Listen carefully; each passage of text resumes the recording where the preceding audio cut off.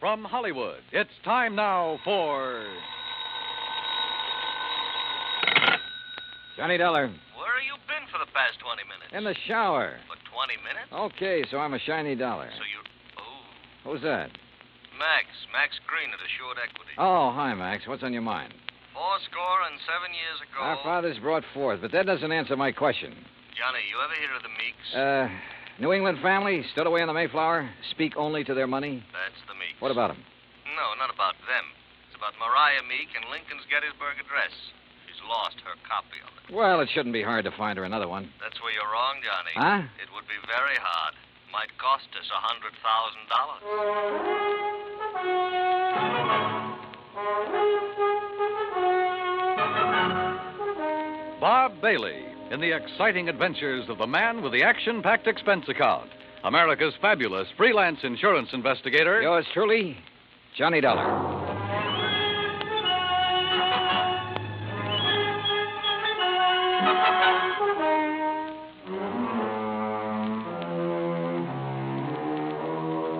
Expense account submitted by Special Investigator Johnny Dollar to the Assured Equity and Trust Company, 325 Scott Avenue, Hartford, Connecticut.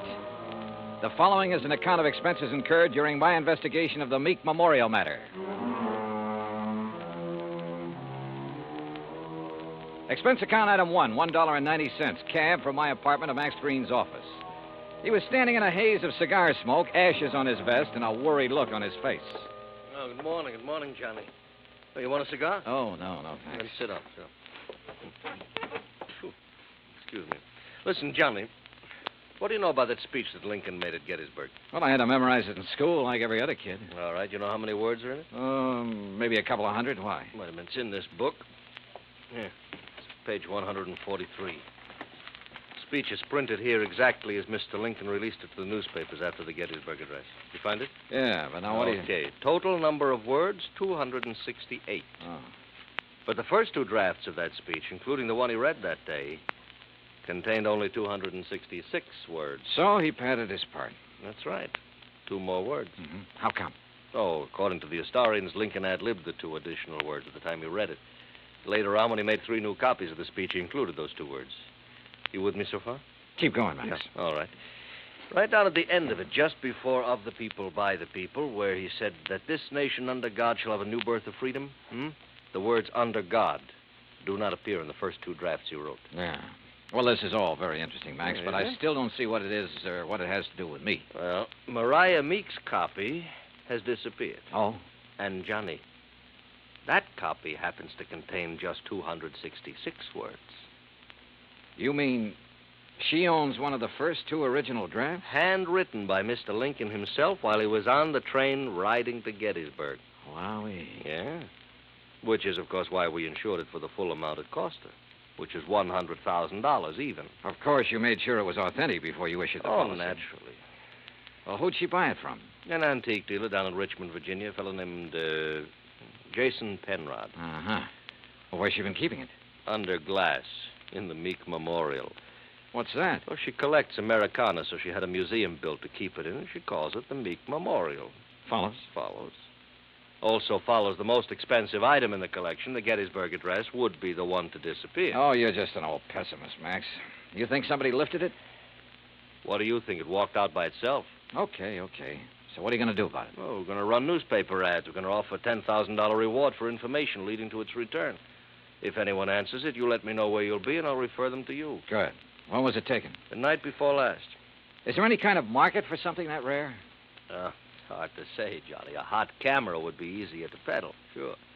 But a good many wealthy people, like Mrs. Meek, they make a hobby of collecting things, antiques, objects of art, etchings. But whoever took this or buys it from the thief couldn't just let everybody see it. Well, it wouldn't matter to some people. They take it and put it in a vault and keep it there. Then what's the point in having it around? Pride of possession. You got something no other collector could own. And, of course, it might not have really disappeared at all. You're thinking of fraud? $100,000 is a lot of cash.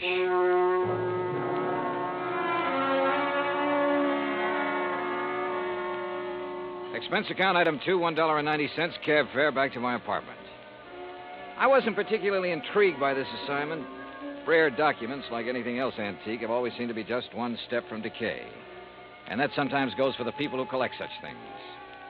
Item 3, $16.10, transportation, including a round-trip ticket, Hartford to New Bedford, and cab fare to the Whalers Hotel. There was a convention in town, so I was lucky to get a room. After checking in, I called the Meek residence. Mrs. Meek was expecting me and said she'd have her car pick me up. I had just put down the phone when someone knocked on the door. You in there? Depends on what you're looking for. Oh, looking for Mr. J. Jay, did you say? Nobody by that name here. Oh, yeah. I see. I guess I got the wrong room. Yeah, well, why don't you ask down at the desk? Huh? Yeah. Oh, sure. Yeah. Funny. Or is it? I cracked the door open again. Watched him walk to the stairs. Then I took the elevator down the 8 flights to the lobby. Half an hour later, I was in the back seat of the Meek limousine heading toward the home out on Buzzards Bay. It was a big, sprawling frame building facing on the beach. About 50 yards behind it, closer to the road, was the Meek Memorial Museum. I was starting up the front steps when the door opened. Mr. Dollar? That's right. I'm Paul Meek. I understand you have an appointment with my grandmother. Right again. Now, come in, please. She's waiting for you upstairs in the sitting room. Okay, thanks. Before you go up, I wonder if I could have a few words with you. Why not? In here, then. You've never met my grandmother, have you? No, I haven't had that pleasure.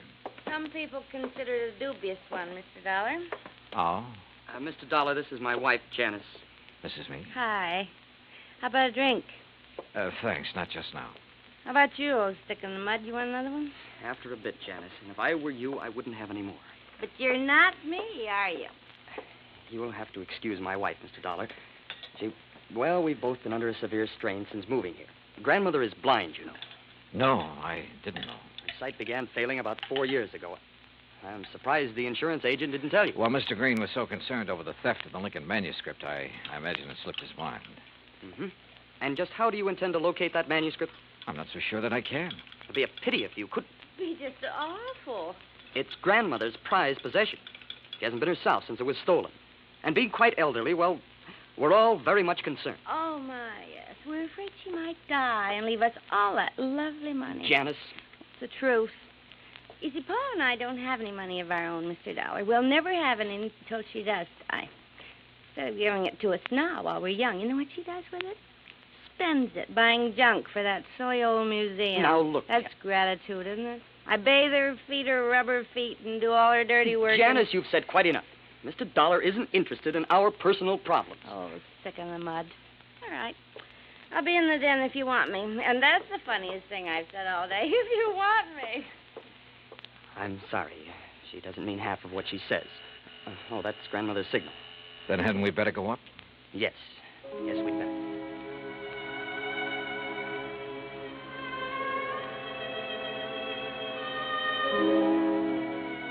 We went up the broad staircase, through a hall, and into a bright, sunny room. Wrapped in an old kimono and shawl, Martha Meek sat in an invalid chair, facing the ocean. Paul introduced us, then sat down quietly near the door. Paul? Paul, I know you're there. Now answer me. Yes, grandmother. You go on downstairs.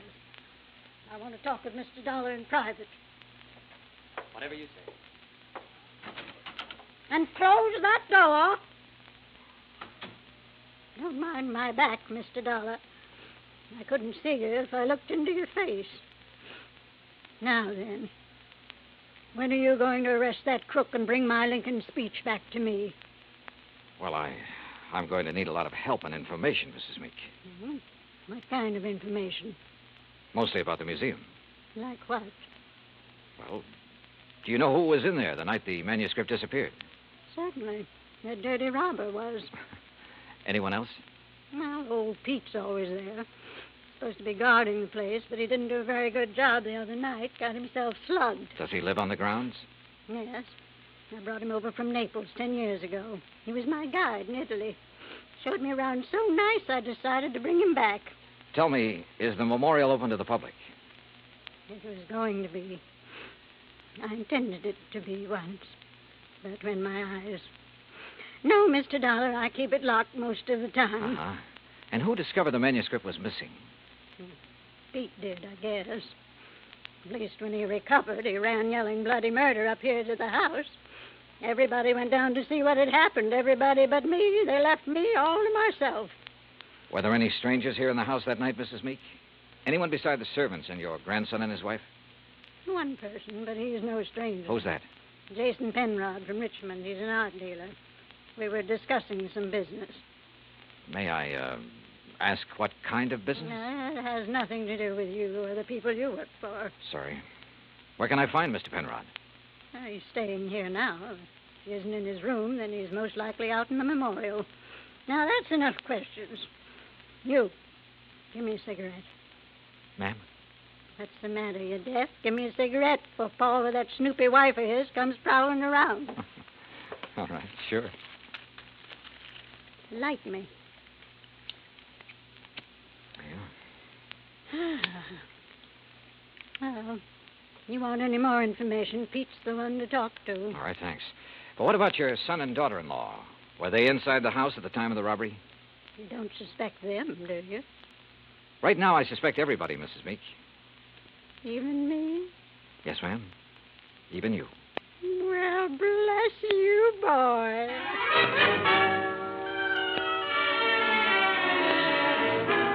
I found Pete Vesuvio trimming the shrubbery just outside the memorial building. He seemed quite willing to talk to me. How you say what happened to me, mister? I'm hit out? Knocked out, Pete. Ah, si, senor. And because of this, I do not see anything. Nothing at all, huh? Please, mister, do not use the insult. I am American citizen, first papers. And because of the kindness of my patron, I will soon be second papers. I know by heart the Constitution, United States, Gettysburg Address, pledge allegiance to my flag. Yeah. You know how I know these things which help me be citizen? Because of my lady. She's letting me work in a place where great papers are for me to read. Because of her, I would not hide anything, mister. Okay, Pete, okay. I'm convinced. But I'm sorry I cannot help you, mister. Well, it's not your fault. Hey, you like to hear me say Gettysburg Address? Well- Do it very good. Learn it right from President's own writing. Some of the time, Pete. Right now, I have to find Mr. Penrod. Oh, he's inside, mister. Counting the treasures, all of the beautiful things a lady can no longer see. You'll find him in Section L, senor. I found the small, neat-appearing art dealer just where Pete had said he'd be, peering into a glass case crowded with Derringer pistols. He had a notebook under his arm and seemed to be making some sort of inventory. Oh, dear. You gave me quite a fright, sir. Oh, I'm sorry. Well, I wish I could concentrate like that. Oh, well, there's nothing more interesting to me than these fine old pistol things. What histories they must have, Mr. Dollar. Johnny Dollar. Oh, yes, the insurance investigator. Paul told me you were wandering about the place. I suppose you'd like to ask me some questions, hmm? If you don't mind. Oh, no, goodness, no. I understand you were with Mrs. Meek the night of the robbery. That is correct, sir. We heard the shouting. We ran out here just as fast as we could. I was the one who discovered the manuscript was missing. You have any idea how the thief got in here? No, sir, no. Unless someone forgot to lock the front door, or unless he had a key. Well, has Mrs. Meek given out many of the keys? Well, in my opinion, too many. Even I have one. What about Paul Meek and his wife? No, I don't think so. They really aren't interested in the museum at all, Mr. Dollar. Oh. Mr. Penrod, I understand you're quite an authority on antique art and things like that. Well, Isn't taking inventory a little beneath your position? Well, I suppose it is, Mr. Dollar. Last week when I received dear Mariah's wire asking me to do it, I simply couldn't refuse. She's been such a good customer of mine. Well, Yes. You have any idea who might have wanted the Lincoln manuscript? well, I know several persons who'd love to have it. You can give most anything, but I don't know anyone with the nerve to break in here and take it by force. You remember where Paul Meek and his wife were when you heard Pete shouting? They were right in here when I arrived. I see.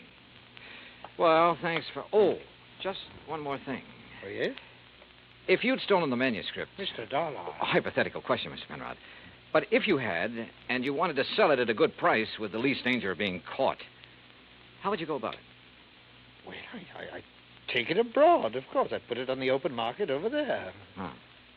You aren't planning on going abroad soon, are you, Mr. Penrod? Oh, gracious, no. You know anyone who is?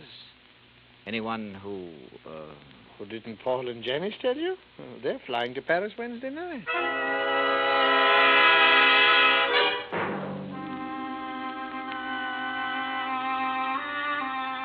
I left the memorial and walked back to the house. The Meeks were in the study, engaged in their favorite pastime. When I told them what the art dealer had said, Paul set down his glass long enough to confirm the fact that they did have reservations and insisted that he had a logical explanation for not having told me of those plans earlier. Very logical explanation, Mr. Dollar. Let me handle this, Janice, please. Sure.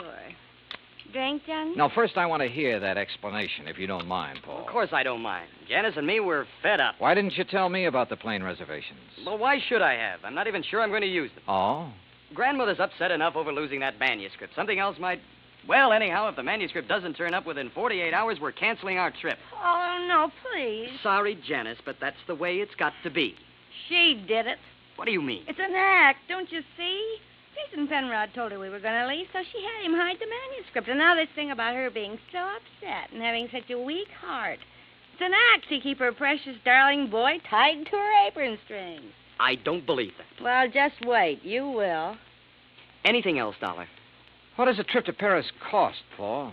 Well, it's not inexpensive. Your wife was complaining about being so broke. Haven't you ever heard of flying now and paying later? We have friends in Paris, Dollar. It won't cost as much to live once we get there. And we'll worry about paying for our ticket when we get back. Any other questions, Mr. Snooper? Yeah. Later. It was after 7 when I finally got back to my hotel room. I ordered a drink and tried to make some kind of sense out of the information I'd gathered during the day. But it all added up to 0. I called Hartford and asked Max Green to look into the Meek finances. Then I dressed for dinner. I was about to go downstairs when the phone rang. Johnny Dollar. Mr. Dollar, I was told to call you. Yeah? It's about the ad. The ad? In tonight's paper about something missing from a certain memorial. Go on. Well, I called Hartford Collect. They said to call you. Yeah, that's right. Who is this? My name's not important, Dollar, but that 10 grand reward is. You think you can earn it? You meet me tonight, you'll see. Where? In the alley behind the Bourne Whaling Museum. Be there at 9:30 and be alone. You got it? Yeah, I got it. Expense account item 4, 85 cents cab fare from my hotel to the Bourne Whaling Museum. I don't like wandering around dark alleys at night, alone in a strange town. It isn't the best way to stay alive. But at 9:29, I passed the old whaling museum and started down the alley. It was dark, no moon, and it was very quiet. I was about 20 yards in from the street when I saw him, curled up in a ball like he had a stomach ache. Only he didn't. Because somebody had made him very dead. I struck a match and turned him over. I'd only seen him once before, but I didn't have any trouble remembering where it had been. Right after I'd checked in, he'd knocked on my hotel room door. By mistake. At least that's what he'd said. After giving a statement to the local police who identified him, I went back to my hotel. Evening, Mr. Dollar. Yeah, say, look, I know it's probably against all your rules, but who had my room just before I checked in? Oh, I couldn't disclose that information, sir. Sorry. Oh, well, so am I. It'd mean a lot for me to know. Maybe even $5 worth. Well, well, sir, if it's that important. Thank you. Now, let's see here. Yes, here it is. Can you read his signature, Mr. Dollar? Yeah, thanks. Just fine. The name I'd seen scrawled on the hotel register wasn't important now. At least not without something more to back it up. There was no law against checking out of a hotel, but there was a law against murder, if it could be proven. And that would be hard to do without finding a motive. So I went back to the Meek house to look for it. I paid off the taxi, that's item 5, and started up the front steps. Oh, hi, Johnny. I thought it might be you. That's so? Mm-hmm. I hope you aren't mad at me for the things I said today. No, not at all. I've been a very bad girl. But everything's going to be all right now. It is. Mm-hmm. Or haven't you heard? Heard what? about dear old grandmother. She's had a real bad stroke. Isn't expected to live. You, aren't a bit sorry, are you? Would you be if you were me? Dollar, you mind coming up here? No, not a bit, Paul. I'm trying to reach you at your hotel. Thank goodness you've come here. Did Janice tell you? Yeah. How is she? Bad. Doctor's given up. Says it's only a matter of hours. She told me to send for you, Mr. Dollar. Oh? I don't know why. I've never been able to figure out a lot of things she did. All right, where is she? In there. Old Pete's with her, but go on in. Thanks. We take increased devotion to that cause for which they here gave her the last. Who is it? Oh, it's Mr. Dollar, my lady. Hello, Mrs. Meek. Oh, thank you for coming, Mr. Dollar. I go now. No, wait. Mr. Dollar, you have a moment, haven't you? Of course. I promised Pete the last time I visited the museum. I promised I'd let him recite some of the things he's learned while working there.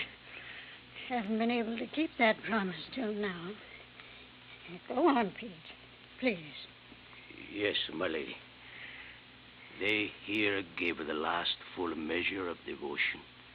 That we here highly resolve that these dead shall not have died in vain. That this nation under God shall have a new birth of freedom.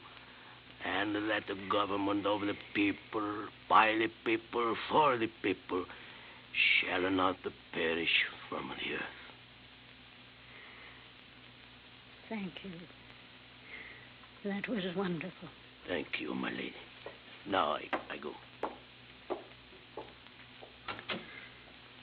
Well, Mr. Dollar, I have a confession to make to you. Yes? I lied to you. Oh, I'm sure it wasn't a very big lie, Mrs. Meek. Oh, but it was. I told you the business Mr. Penrod and I were discussing the night of the burglary. Yes? I told you it had nothing to do with you or the people you work for, remember? Yes, ma'am. Well, that was a lie. I'm broke, Mr. Dollar. All I have left in the world is this house and the things in the memorial. I see. That's why I sent for Jason Penrod. He purchased most of my treasures for me. He's evaluating them now, so Paul and Janice will know what they're worth when they go to sell them, which they'll do immediately. Mrs. Meek, don't you think you should try to rest now? Will you give me a cigarette? No, ma'am. Sorry. And you must rest. There isn't much else to do, is there? Good night, Mr. Dollar.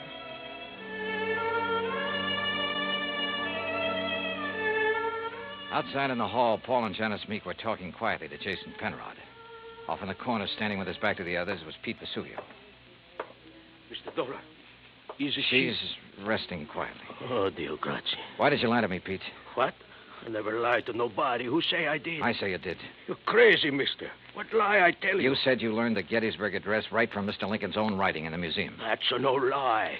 What's the matter? You don't believe that, mister? I believe you, Pete. But I just had to be sure. Come on, let's join the others, shall we? See. Well, good evening, Mr. Dollar. Mr. Penrod? Tell you any of the family secrets, Johnny? Not too many. You learn anything in there you didn't know before? Yeah? I know which one of you stole the Lincoln manuscript. One of us? Why, you're crazy, Dollar. We were all in the house at the time it happened. That's right. But one of you hired a little man named Leo Jones to do your dirty work. Jones called me earlier this evening. He was going to tell me which one of you it was. Evidently, he didn't like the deal he was getting. What was he doing, Penrod? Trying to blackmail you? What are you talking about? I don't know any Leo Jones. Then why did he come around to my hotel room this morning? The same room you just checked out of. Well, that doesn't mean a thing. I imagine several persons have been to that room today. Sure, but they're still alive. Now, let's get to the phony Lincoln manuscript. Phony manuscript? It wasn't phony, Mr. Dollar. Wasn't it? Well, you correct me if I'm wrong, Penrod. After Mrs. Meek purchased one of the first two drafts of Mr. Lincoln's Gettysburg Address, she started losing her sight. When she closed the museum to the public, you saw a chance to make yourself another $100,000 sale. So you switched copies of the manuscript, replacing that draft with one containing the words, under God, which isn't worth anything close to $100,000. What do you mean, Dollar? All right, let me quote. That this nation, under God, shall have a new birth of freedom, and so on. What? The phrase, under God, was not in the manuscript he sold your grandmother, but it was in the copy old Pete has been studying in the museum. Right, Mr. Penrod? All of you stay right where you are. You get what Jones got. Mr. Dollar. He won't go far, Pete. But I am the guard. The lady will want me to stop him. Pete, come back here. Keep away from me. Pete! Oh! Come on. Oh. You tell the lady I am a better guard now. Much better. See, senor? Yes, Pete. I did good. You did fine.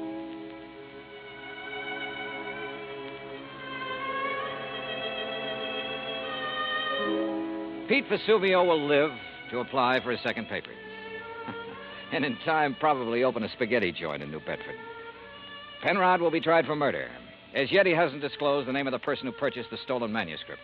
But in time, I am sure he will. As for the Meeks, well, Mariah passed on later that night. But as she said, there was nothing left for her but to rest. Expense account total, including hotel and numerous incidentals, $98.30. Yours truly, Johnny Dollar.